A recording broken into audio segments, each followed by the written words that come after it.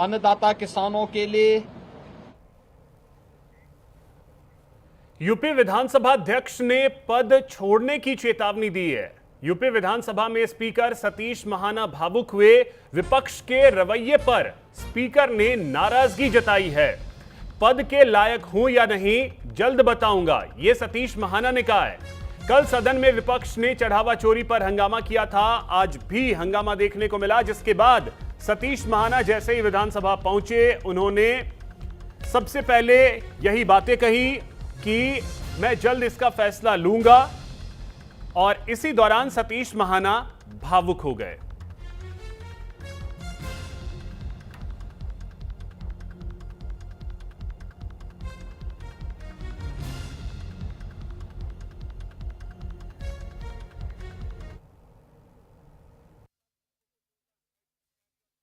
में जो हुआ उससे मैं दुखी और निराश हूं। मुझे पहली बार यह महसूस हुआ या तो हमारे प्रयास में कहीं कमी रह गई, या फिर डॉक्टर अंबेडकर की बात सही है कि कमी संविधान में नहीं बल्कि व्यक्तियों में होगी। कल एक ऐसे सदस्य के आचरण ने मुझे दुखी किया जिसको हम इस सदन का रोल मॉडल कहते थे। कहीं भी कोई भी आता था तो मैं कहता ये रोल मॉडल है विधानसभा के। उनके द्वारा जिस समय इस प्रकार का आचरण किया गया, और उसके बाद भी मेरे मना करने के बाद भी बाहर जिस प्रकार की उनके भाषा का प्रयोग किया गया, वो निश्चित रूप से उसने मेरे मन में एक वेदना और पीड़ा पैदा की। ये निराशाजनक है।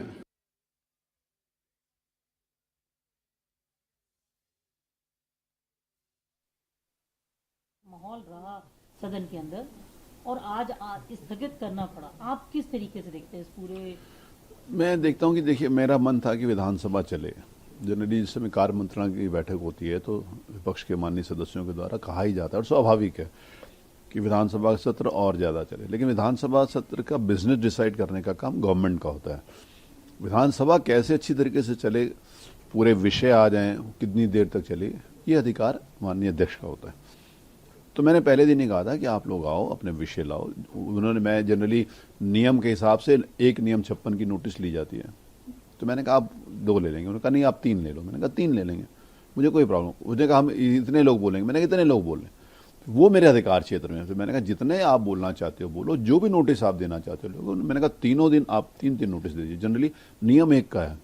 उसके बाद मैंने नोटिस की संख्या भी बढ़ा दी और बोलने वालों की संख्या भी बढ़ा दी।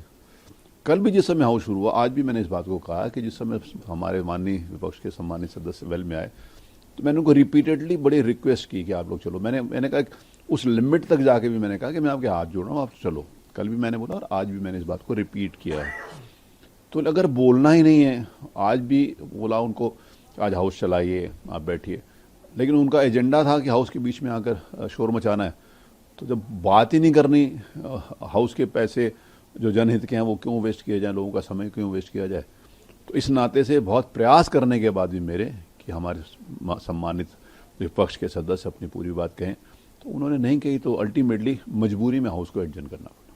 तो कितना आपको अफसोस हुआ, क्योंकि आप लगातार इसी बात का प्रयास देखिए, मैं हाउस को इस तरीके से बीच में बढ़ा तो जरूर है, लेकिन कभी इस तरीके से खत्म नहीं नहीं किया। आज तो ये विपक्ष कह रहा है कि लोकतंत्र की हत्या कर दी।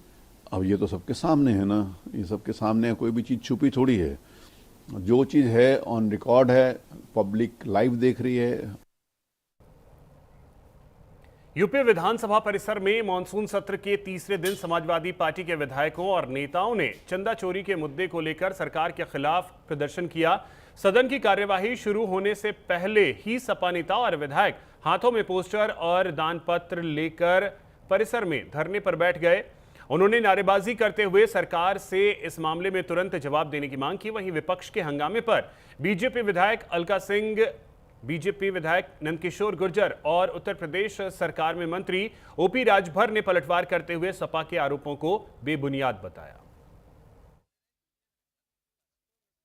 कुछ लोग होते हैं जो अराजक होते हैं, साधारण जीवन में भी आप देखेंगे कुछ लोग हुए हैं जो लड़ाई झगड़ा पसंद करते हैं और कुछ लोग कानून को अपना हथियार बनाते हैं।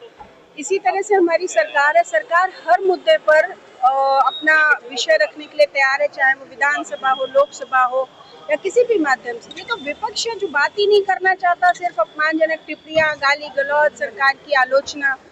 75 वर्षों तक इन्होंने इस देश को चलाया है आज हमारी सरकार के प्रति इतनी नाराजगी, और तो आइए ना बात करिए, आप मुद्दे रखिए, कौन नहीं सुन रहा है। के पास कोई मुद्दा नहीं है। दरअसल इतना डेवलपमेंट हुआ है बिजली, सड़क, पानी, शिक्षा, चिकित्सा का कि उत्तर प्रदेश आज हमारा जो टॉप 3 इकोनॉमी है उनमें।